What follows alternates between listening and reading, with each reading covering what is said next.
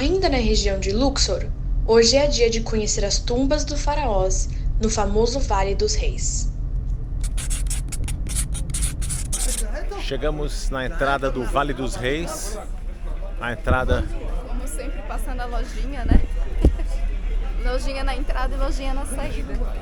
Não tem acesso a nenhum ponto turístico sem você passar por um mini souk. E agora é um vale. Você está me explicando que é um vale com diversas tumbas. Sim, no começo eles enterravam os faraós em pirâmides.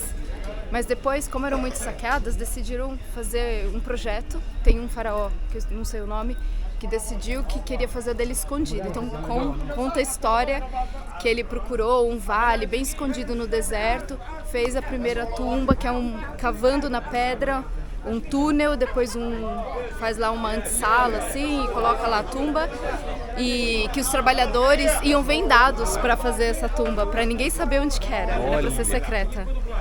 E a suspeita até de que alguns foram assassinados depois de concluída a obra.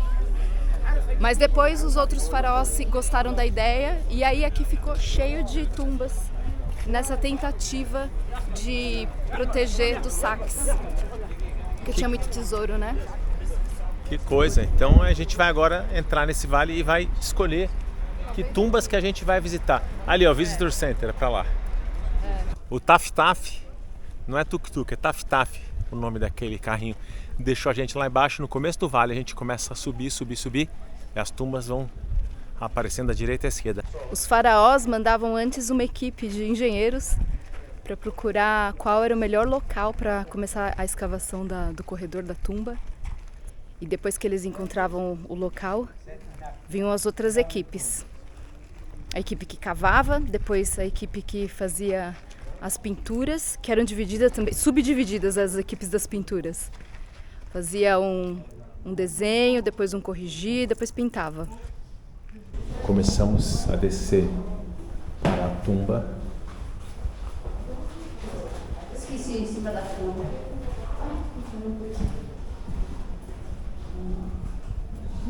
Incrível como as cores sobreviveram ao tempo. Essas tumbas, esses templos foram protegidos pela areia do deserto. Tudo ficou coberto, encharcado até o teto de areia seca. Isso protegeu por milênios as tumbas, os desenhos e as cores também. Aqui, numa das primeiras câmaras, tem a figura de Horus e Anubis à frente de duas imagens de Osíris.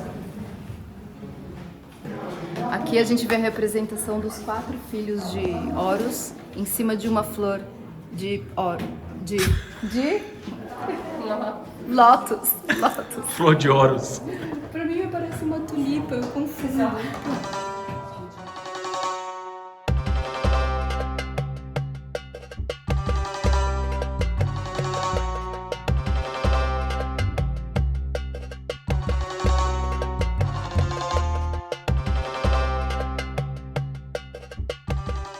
Vinha a primeira equipe de pintores, fazia o desenho, um rascunho em preto. Ah, aqui. E depois uma segunda equipe vinha e fazia as correções em vermelho. E depois a última equipe começava a pintura. Tudo isso depois dos escultores.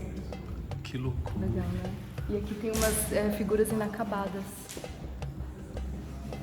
Porque não pintou, né?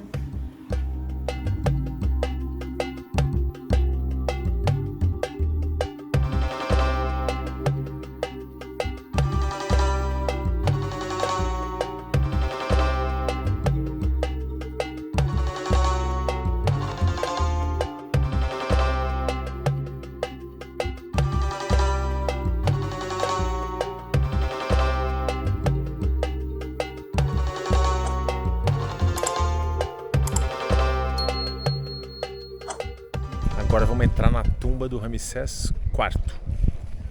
Essa tem coisas únicas e interessantes também. Você sai de um sol absurdo uma luz que os olhos não aguentam e entra num lugar escuro. Só isso já é uma experiência. O que a gente vê aqui já na entrada do templo é uma pichação. Picharam ali dentro do templo uma liturgia cóptica e desenharam uns santos ali. Interessante, já está um vandalismo católico incorporado já, né, na tumba egípcia. Vandalismo de 2000 anos atrás. Virou arte.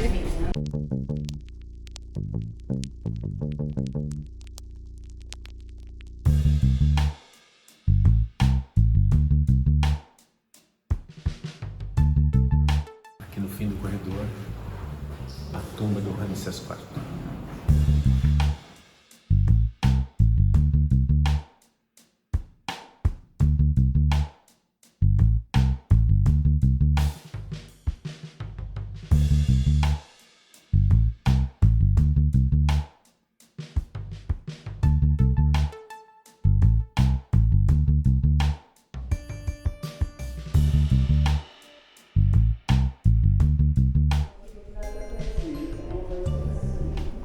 Tumba do Ramsés IV, numa sala super colorida, e em cima tem um desenho que seria do paraíso. Um dos mistérios da construção dessas tumbas é, no momento da pintura, como que eles iluminavam o local, porque na época não tinha eletricidade, obviamente, e tem hipóteses de que ou eles usavam lampiões, mas como era uma quantidade muito grande de pintores, podia ter um problema com a oxigenação, ou eles usavam refletores, com o sol refletindo em vários refletores até chegar aqui no fundo. Mas o fato é que é um mistério de como eles conseguiram, porque era um trabalho muito minucioso, né? Dentro de um buraco escuro.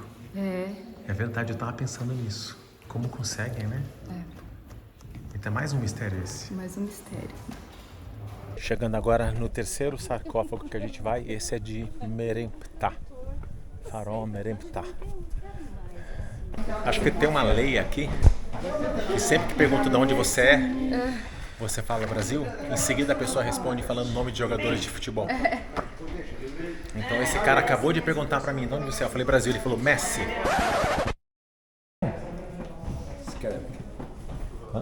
Scarabée.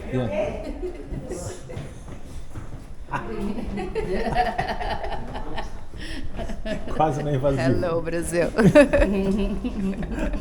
Isso aqui é a vinheta de abertura da litania do deus Ra, que está aqui nos dois lados. Como se fosse uma reza, assim. Entendeu? Entendi. Ninguém tá aguentando mais. Fica parado na entrada do templo se abanando. Tem que descer. Descer é fácil. Subir e descer. Não, essa é bem bonita. É uma descida longa. Essa é uma rampa bonita para morrer. Uma rampa bonita para morrer. Essa aqui é uma ladeira larga e íngreme e longa para chegar no sarcófago. A gente está aqui numa antessala e a gente consegue ver um poço bem fundo. Uns 10 metros, né? 5, 6 por aí. Eram tentativas de criar uma segurança para que não fosse saqueado a tumba. Isso na época dos faraós. Na época dos faraós. Porque havia muitas tentativas e a punição era gravíssima, com morte, né?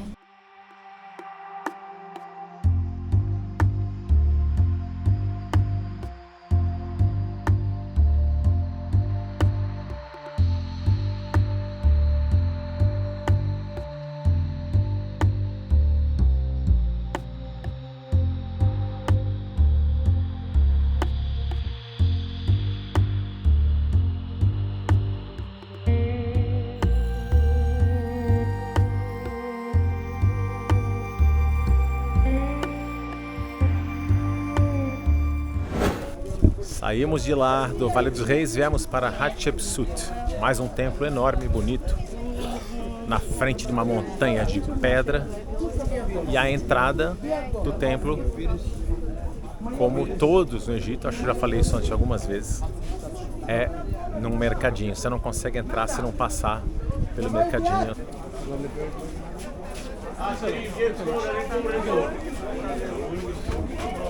Cerveza.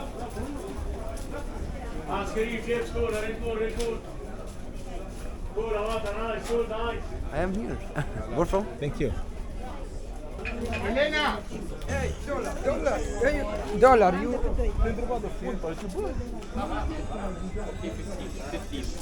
15. Good. Olha, Cuco, tem vários buracos ali na montanha, tá vendo? Esse templo é conhecido como o templo mortuário de Hatshepsut, a faraó que foi esposa de Tutemés II, e depois que ele morreu ela assumiu o trono.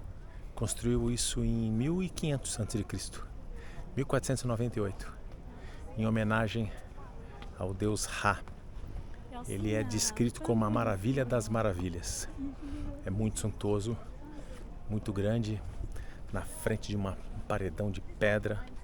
É muito bonito.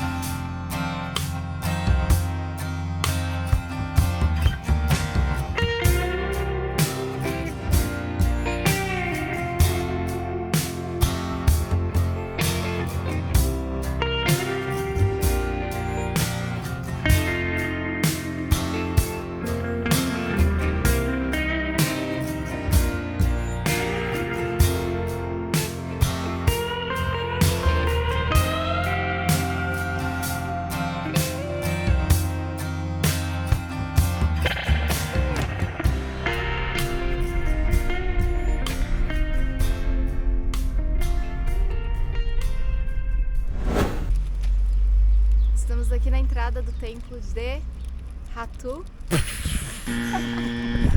A gente está tão cansado que a gente falou pro motorista: e agora, onde nós vamos? Ele falou: agora o templo Rabu. A gente: tá bom, leva a gente. A gente nem sabe que templo é. É Rabu. Rabu. Vamos descobrir o que é o templo de Rabu. Vamos. Tá bonito. Tá. Ó o amendoim.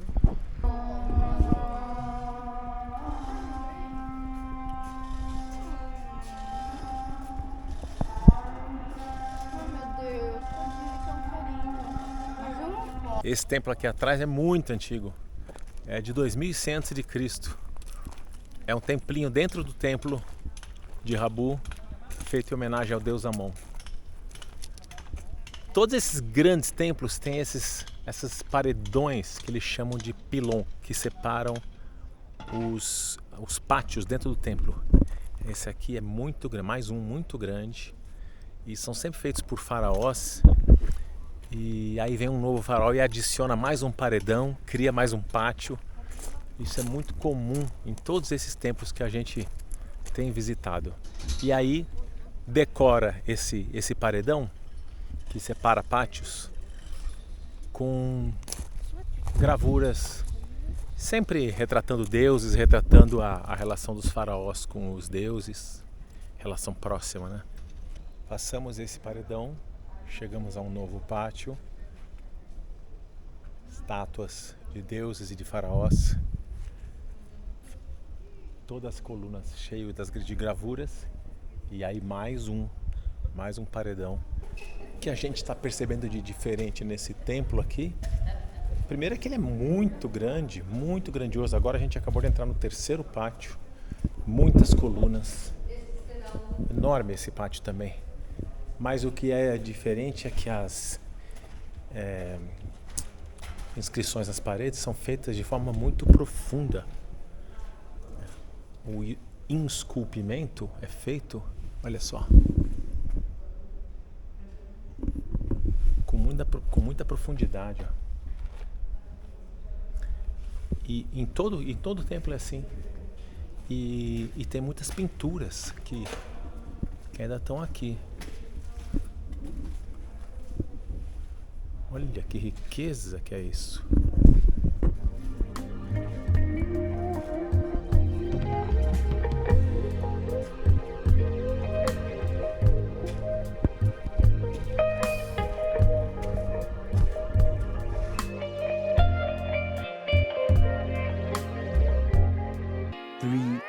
Later. Encerrando o nosso dia em Luxor aqui no hotel, o cara fez um jantar pra gente. A gente nem sabia que ele ia trazer. Ele trouxe arroz. Isso aqui é feijão, pô? Parece. Feijão, né? Não sei com que molho branco. Salada, blurrie, falafel, Sopa de lentilha. sopa de lentilha. Isso aqui eu não sei o que é. Frango, 2 tipos de carne, pão.